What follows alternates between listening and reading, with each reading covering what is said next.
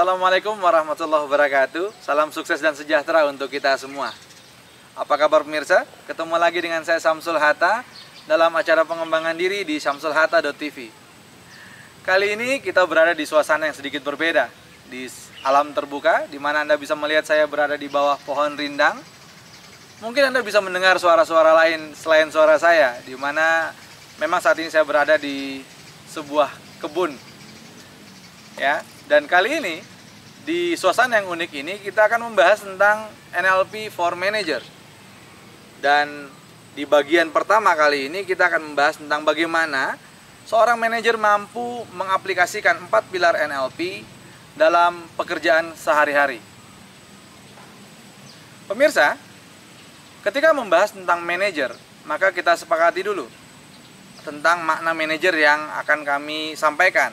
Bahwasanya yang kami maksud dengan manajer bukanlah pada level top manajemen saja, namun siapapun yang mempunyai fungsi mengelola sebuah tim, baik itu tim kecil, mungkin skala supervisor, habis itu mungkin tim menengah atau middle management, middle manager, seperti kepala bagian, kepala seksi, ataupun level top management atau top manager.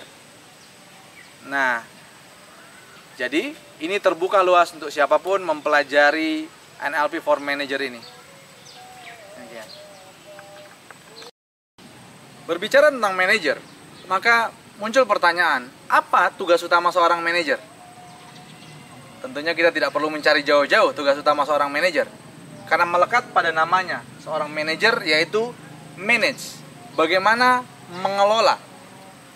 Tugas utamanya adalah memanage atau mengelola. Pertanyaannya muncul adalah, apa yang di-manage atau apa yang dikelola? Betul, sumber daya yang dikelola atau resource.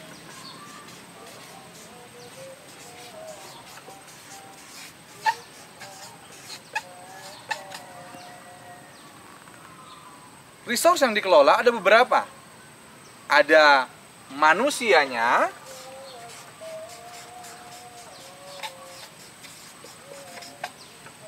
dan ada selain manusia. Apa saja?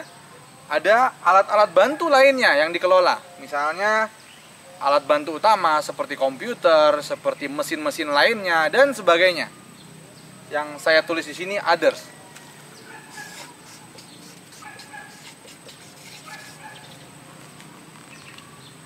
Well, pemirsa, seorang manajer mempunyai tugas mengelola. Apa yang dikelola?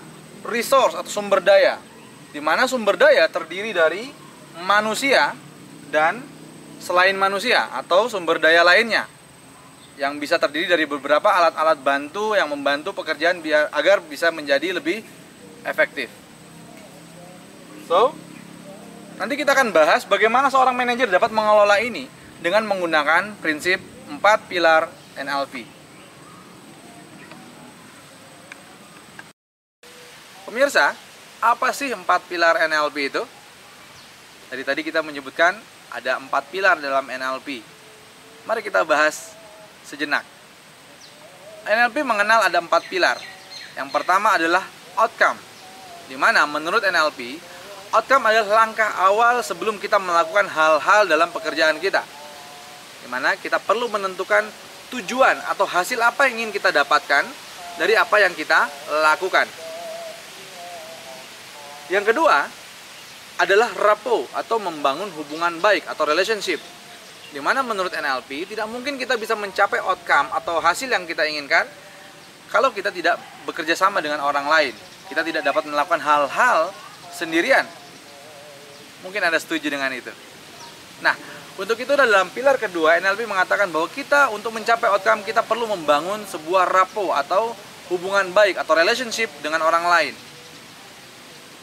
Nah, dari mana kita tahu bahwa hubungan yang kita bangun itu, komunikasi yang kita bangun dengan orang lain itu sudah berjalan dengan efektif? Maka kita perlu mempunyai sensory acuity atau kepekaan sensoris, kepekaan yang dapat kita rasakan melalui panca indera kita.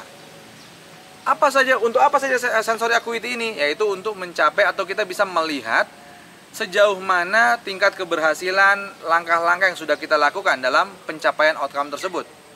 Atau mungkin kita juga bisa melihat peluang-peluang yang ada di sekitar kita untuk dalam kaitannya untuk pencapaian outcome yang kita tentukan. Nah, berikutnya apa yang terjadi ketika langkah-langkah itu ternyata belum sesuai dengan apa yang kita harapkan? Maka NLP mengajarkan kita perlu mempunyai sebuah perilaku yang fleksibel, di mana kita tidak hanya terpaku pada satu cara tertentu saja, tapi kita bisa melakukan hal-hal yang berbeda untuk mencapai outcome yang kita inginkan. Sangat sederhana, bukan? So, pemirsa, itulah yang dikatakan NLP dengan 4 pilar, di mana 4 pilar ini menjadi satu kesatuan dalam kita melakukan aktivitas yang kita kerjakan. Demikian. Kembali ke pembahasan kita tentang bagaimana seorang manajer dapat mengaplikasikan 4 pilar NLP yang sudah kita bahas secara singkat tadi.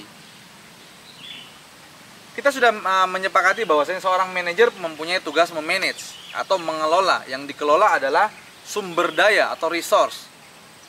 Pertanyaannya adalah, untuk apa dia perlu mengelola resource-nya? Nah, untuk menjawab ini, maka seorang manajer perlu memahami atau perlu mempunyai outcome terlebih dahulu. Seorang manajer perlu mempunyai outcome, atau hasil apa sih yang ingin dia capai, hasil apa sih yang ingin dia dapatkan dari sesuatu yang dikelola tersebut. Saya gambarkan misalnya,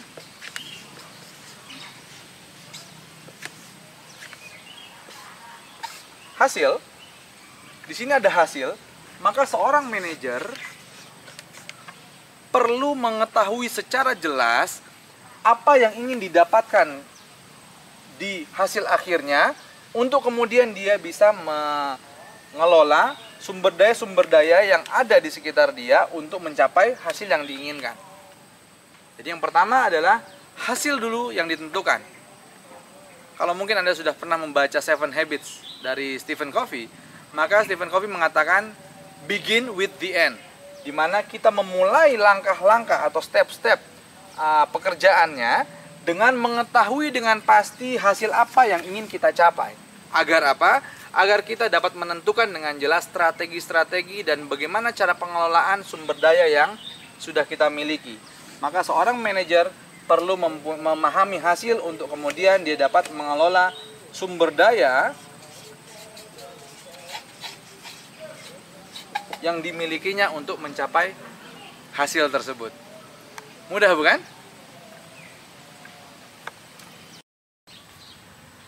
Pemirsa, lalu bagaimana cara kita untuk menentukan outcome? Ada beberapa cara, ada banyak cara untuk menentukan outcome, tapi saya akan menjelaskan salah satu cara yang cukup simpel, cukup sederhana, yang dapat kita, mungkin sudah pernah kita dengar di beberapa materi tentang manajemen. Cara yang singkatannya adalah SMART.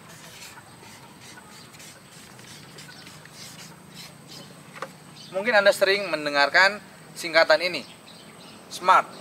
Yang S-nya adalah spesifik.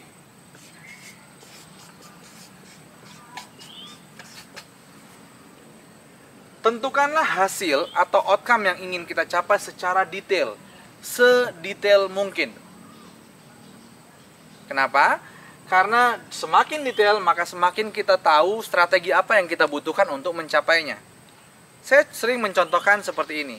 Ketika saya dari Depok, saya ingin pergi ke Monas di Jakarta Pusat.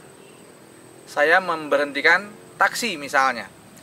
Taksinya berhenti, kemudian saya naik, saya tutup pintunya, dan sang supir bertanya, "Pak, mau kemana, Pak?" Saya jawab, "Jalan aja lah, Pak." Apa yang terjadi? Apakah saya bisa sampai ke Monas? Tidak bisa. Kalaupun bisa, mungkin hanya kebetulan. Kenapa? Karena sang supir tidak tahu kemana dia akan mengarahkan taksinya kalau kita tidak punya outcome. Nah, berbeda halnya ketika saya naik taksi, saya menutup pintu taksi dan supir taksi bertanya, "Mau kemana, Pak?" Dan kemudian saya menjawab, "Saya mau ke Jakarta Pusat, Pak." Maka pertanyaannya, apakah saya bisa sampai ke Monas? Bisa. hanya mungkin membutuhkan waktu yang lama. Kenapa? Karena Jakarta Pusat itu begitu luasnya. Itu ibarat kita mempunyai outcome namun tidak spesifik. Tidak diketahui secara pasti dengan jelas kemana atau ke arah mana yang kita inginkan. Nah, berbeda halnya ketika saya naik taksi, kemudian sang supir bertanya lagi, mau kemana Pak? Dan saya menjawab, saya mau ke Monas di Jakarta Pusat. Maka, apakah saya bisa sampai ke Monas? Jawabannya pasti iya. Dan waktu yang saya tempuh pun relatif jauh lebih cepat dibandingkan dengan ketika saya tidak mempunyai tujuan yang jelas tadi, atau saya hanya mempunyai outcome yang tidak spesifik.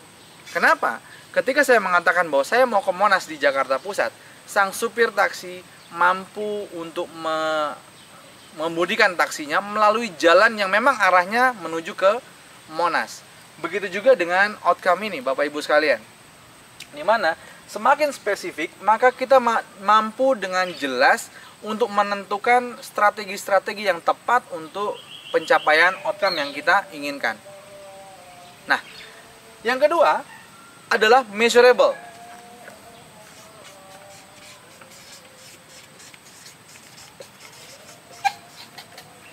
Measurable atau terukur. Dalam NLP, ukuran yang dibuat adalah ukuran yang indrawi. Yang dimaksud dengan indrawi adalah ukuran tersebut dapat kita baca atau dapat kita analisa secara panca indera kita. Contoh, misalnya, saya dan tim mempunyai outcome ingin membuat sebuah buku panduan pelatihan, di mana setiap pelatihan kami bisa mengikuti panduan yang berada dalam buku itu. Jadi outcome-nya apa? Membuat buku panduan pelatihan. Apa ukurannya? Nah, ukurannya adalah apa yang bisa kita lihat atau apa yang bisa kita nyatakan dalam bentuk indrawi. Misalnya apakah saya lihat atau saya dengar bahwa outcome itu sudah tercapai. Ya. Misalnya dengan outcome tadi, maka saya akan mengatakan bahwa outcome saya atau hasil yang saya inginkan ini sudah tercapai ketika bukunya sudah saya pegang, sudah saya buka lembar per lembar, di situ ada susunan-susunan materi-materi training dengan lengkap, dan ketika itu tercapai, ketika saya bisa melihat dan memegang buku itu, maka saya mengatakan bahwa outcome-nya sudah tercapai. Itulah ukuran indrawi yang saya buat, yang dibuat oleh tim untuk apa? Supaya kita tahu bahwasanya kapan saatnya kita mengatakan bahwa outcome ini sudah tercapai, kapan saatnya kita mengatakan bahwa oh ini ternyata masih perlu proses lebih lanjut. Baik pemirsa, mudah bukan? Nah, selanjutnya kita lihat A-nya apa? A adalah achievable.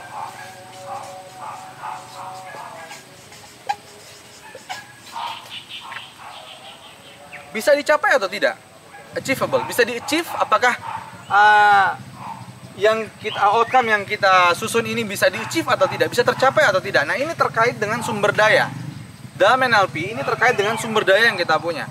Maka seorang manajer perlu memetakan sumber daya yang dia punya, yang dia miliki. Kemudian dia menyusun strategi berdasarkan sumber daya yang dia punya tersebut untuk mencapai apa yang ingin didapatkan. Gitu ya.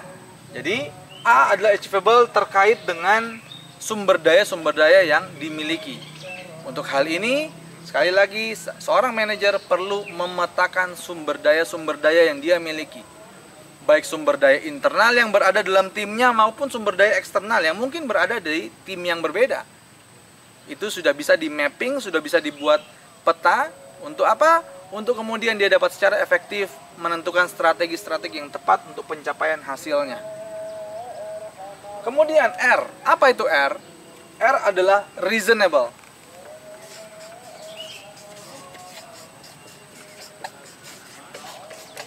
Reasonable atau apa sih pentingnya pencapaian outcome ini? Hal ini perlu sekali dibuat oleh seorang manajer untuk apa? Supaya mereka mempunyai dorongan atau alasan apa yang menjadikan dorongan untuk pencapaian ini, sehingga kinerja tim dapat ditingkatkan. Seperti halnya Anda, ketika Anda ingin memiliki sesuatu, kalau dorongannya tidak kuat, maka mungkin saja ya kalau didapat syukur, tidak didapat pun tidak apa-apa. Berbeda dengan ketika Anda punya keinginan yang kuat untuk untuk mendapatkan sesuatu, maka mungkin Anda akan menempuh berbagai cara untuk bisa mendapatkan itu. Maka alasan untuk pencapaian itu perlu untuk dibuat agar kita dapat memicu tim kita, seorang manajer dapat memicu timnya untuk mencapai hasil yang ingin didapatkan. Dan kemudian yang terakhir adalah T, yaitu time. Seperti halnya measurable, terukur, di mana ukurannya berbentuk indrawi yang bisa dicerna secara indrawi, maka ukuran berikutnya adalah ukuran waktu. Kita perlu, atau seorang manajer perlu menentukan batas waktu pencapaian outcome-nya. Kenapa? Supaya bisa mengukur ketersediaan sumber daya, strategi-strategi yang dilakukan, dan bisa mengukur apakah step demi step atau langkah demi langkah itu sudah efektif atau belum untuk pencapaiannya. Well, Bapak Ibu sekalian, ini adalah langkah yang sederhana yang bisa diterapkan oleh seorang manajer untuk apa? Untuk merancang sebuah outcome yang jelas, di mana spesifik, measurable, achievable, reasonable, dan time based. Pemirsa, setelah seorang manajer mampu untuk membuat outcome dengan baik, dengan yang seperti yang sudah kita jelaskan tadi, maka berikutnya seorang manajer perlu membuka hubungan baik atau perlu membuka hubungan komunikasi yang baik dengan orang lain, ya, atau kita kenal dengan kita dapat membangun relationship dengan orang lain. Untuk apa? Untuk kita dapat mencapai outcome dengan lebih cepat. Kenapa? Karena tidak mungkin bisa kita kerjakan sendiri. Tidak mungkin seorang manajer dapat mengerjakan semua pekerjaannya sendirian lalu menghasilkan apa yang dia inginkan. Dia pasti membutuhkan orang lain, baik dalam internal timnya, orang-orang di dalam timnya, maupun orang-orang yang di luar timnya. Karena sumber daya seperti yang saya jelaskan tadi ada dua, sumber daya internal bisa jadi ada di dalam tim ataupun sumber daya eksternal. Nah, untuk itu seorang manajer perlu mempunyai, dalam pilar NLP perlu memahami pilar yang kedua, yaitu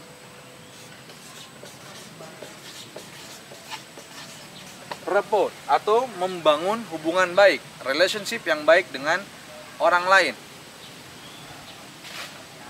Bapak Ibu sekalian, dalam kaitannya dengan membangun rapport ini, kita akan membahas secara tersendiri nantinya dalam communication skill, bagaimana kita mampu untuk berkomunikasi dengan baik dengan orang lain. Namun pada pembahasan kali ini saya akan memberikan penjelasan yang sederhana tentang rapport ini di dalam NLP. NLP mengatakan bahwasanya ketika berkomunikasi dengan orang lain, mungkin Anda juga mengalami hal yang sama. Hal yang Anda inginkan atau hal yang kita inginkan bersama adalah terciptanya sebuah kenyamanan dalam berkomunikasi. Betul? Siapa sih yang ingin berkomunikasi kemudian merasa tidak nyaman dan tetap berlama-lama dalam komunikasi itu? Tidak ada yang mau, betul?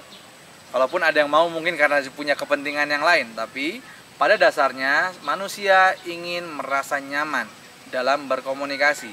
Untuk itulah di NLP yang pertama kali dibangun dalam komunikasi adalah membangun sebuah kenyamanan berkomunikasi.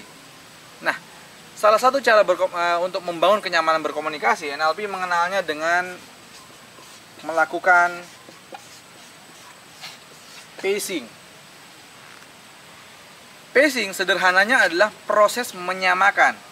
Entah itu menyamakan pendapat, menyamakan sudut pandang, menyamakan persepsi, menyamakan cara berbicara. Semua orang senang ketika disamakan atau dibuat sama mungkin. Contoh misalnya Anda pergi ke Amerika, paling senang ketemu dengan orang Indonesia. Betul? Kenapa? Karena Anda bisa sama berkomunikasi dengan bahasa yang sama. Ada juga ketika Anda memberikan pendapat kepada orang lain. Apa yang Anda inginkan adalah pendapat Anda diterima oleh orang lain. Betul? Maka manusia kecenderungannya adalah ingin dihargai, ingin disamakan dan ingin dihargai. Itulah yang dilakukan dalam konteks pacing, yaitu kita melakukan persamaan ataupun kita menghargai apa yang keluar dari lawan komunikasi kita atau teman komunikasi kita. Ya, apa tujuannya?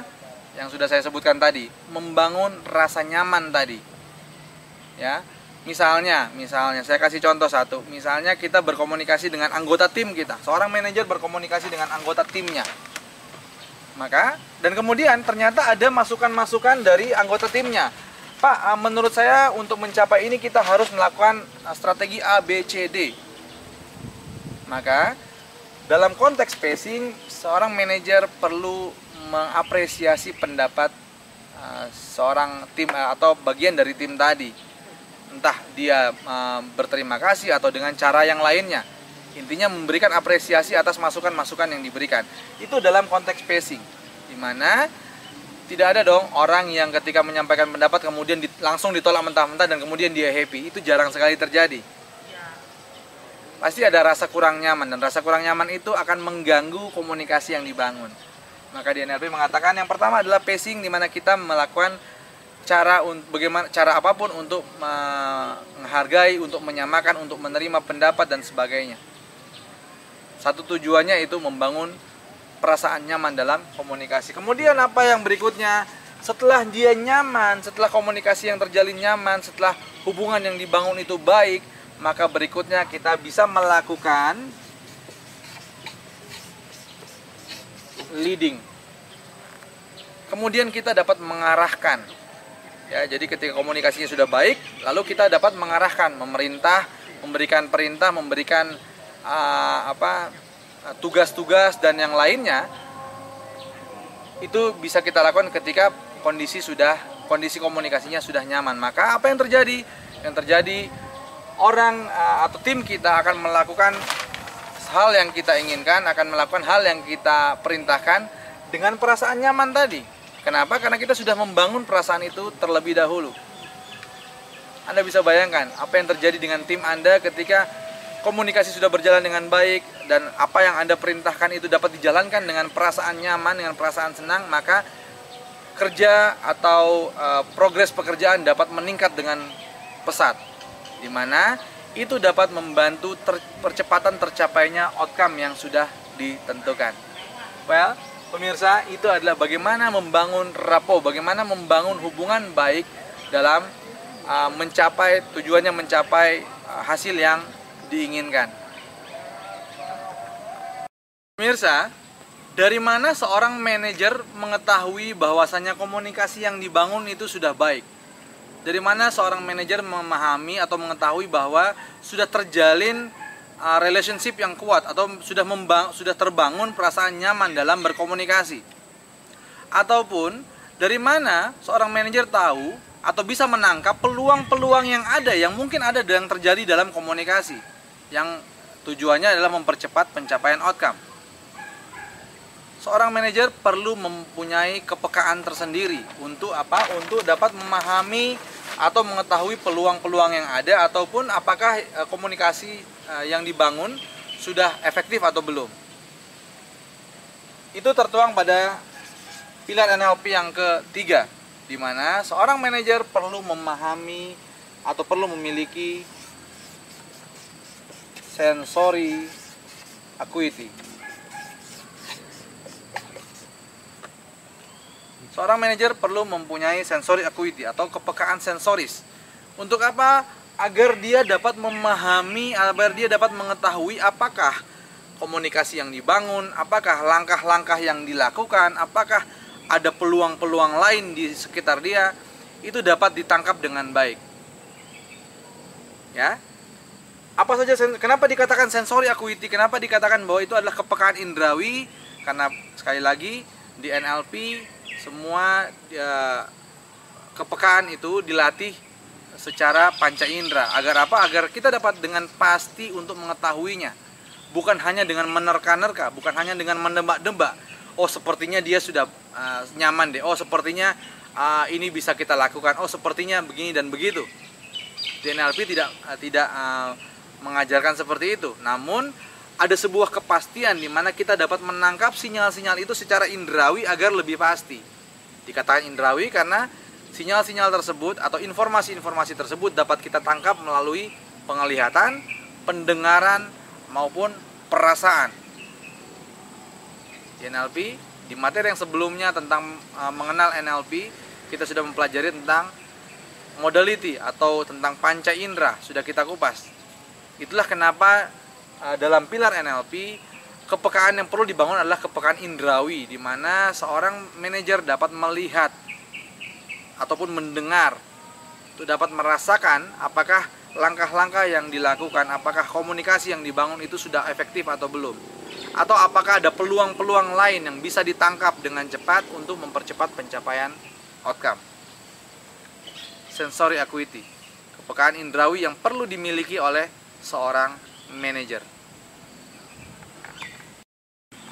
Pemirsa, kemudian muncul pertanyaan, bagaimana jika langkah-langkah yang dilakukan atau mungkin komunikasi yang dibangun belum sesuai dengan apa yang diinginkan atau mungkin belum efektif dilakukan?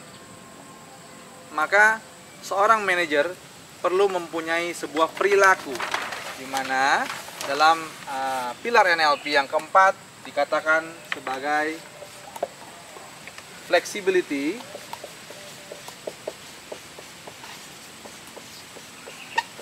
behavior.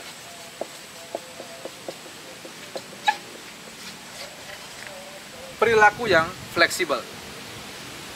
Seorang manajer perlu fleksibel terhadap apa-apa yang dilakukannya. Dimana ketika sesuatu atau sebuah pola atau sebuah cara belum berhasil, maka dia dapat melakukan hal-hal yang berbeda untuk mencapai outcome yang diinginkan. Kenapa ini perlu? Ini sangat perlu agar manajer tidak terpaku pada satu cara atau satu metode tertentu saja. Apa yang terjadi ketika seorang manajer hanya terpaku pada satu cara tertentu saja? Dan ketika cara itu ternyata tidak efektif, pekerjaan atau hasil yang diinginkan menjadi lama, menjadi tertunda. Pekerjaan menjadi stuck dan seterusnya. Nah, manajer perlu mempunyai sebuah perilaku yang fleksibel, di mana ketika suatu metode atau sebuah cara itu tidak dapat berjalan dengan efektif, dia dapat mencari cara-cara yang berbeda, untuk dapat mencari metode-metode yang berbeda, tetap untuk mencapai tujuan yang sama. Jadi tidak hanya stuck di satu metode dan lantas bubar. So, seorang manajer perlu fleksibel. Agar apa? Agar dapat tetap menjaga kestabilan pola kerja untuk mencapai hasil yang diinginkan. Itu adalah flexibility behavior. Well, pemirsa, kita sudah melihat 4 pilar NLP, bagaimana penerapannya dalam pekerjaan seorang manajer. Dimana kita bisa simpulkan bahwasanya seorang manajer perlu memahami atau perlu mengetahui outcome dengan sangat jelas, sangat spesifik dan dapat diukur atau measurable, kemudian dapat dipetakan sumber daya yang dia miliki atau achievable, kemudian mempunyai alasan yang jelas untuk apa dia harus mencapai tujuan tersebut atau outcome tersebut, dan kemudian ada ukuran waktu, ya, ada ukuran waktu di mana dia dapat mencapai outcome yang telah dirancang tersebut. Dan kemudian untuk mencapai outcome tersebut dia butuh menjalin komunikasi atau membangun komunikasi yang efektif dengan orang lain. Ya, atau dalam pilar NLP yang kedua disebut dengan rapport, membangun komunikasi atau relationship yang baik. Kemudian seorang manajer juga butuh atau perlu mempunyai atau memiliki sensory acuity atau kepekaan sensoris, di mana kepekaan ini sangat bermanfaat untuk apa? Untuk dia dapat melihat apakah step-step atau langkah-langkah yang dijalankan sudah efektif atau belum, atau mungkin komunikasi yang dibangun sudah cukup baik, sudah efektif, sudah membuat komunikasi yang nyaman, atau mungkin belum. Dan apa yang terjadi Bapak Ibu sekalian ketika memang seorang manajer menemukan bahwa langkah-langkah yang dilakukan itu belum sesuai dengan harapan, bahwa metode yang dilakukan belum sesuai atau tidak efektif untuk pencapaian outcome, maka seorang manajer perlu memiliki perilaku yang fleksibel, di mana dia tidak hanya terpaku pada satu metode, hanya satu cara tertentu, tapi dia mampu mencari cara-cara lain untuk mencapai outcome atau hasil yang diinginkan. Dengan cara itulah seorang manajer dapat kemudian memanage resource atau sumber daya yang ada di dalam timnya yang dia miliki untuk apa? Untuk mencapai outcome atau hasil yang dia inginkan. Pemirsa, demikianlah pembahasan kita tentang NLP for Managers bagian pertama. Dan harapan saya bahwa Anda dapat bisa mendapatkan sesuatu yang bermanfaat dari penjelasan-penjelasan yang telah kita bahas tadi. Sampai ketemu di pembahasan-pembahasan selanjutnya. Terima kasih. Saya Samsul Hatta undur diri dari program kali ini. Sampai bertemu di program-program selanjutnya. Assalamualaikum warahmatullahi wabarakatuh. Salam sukses dan sejahtera untuk kita semua.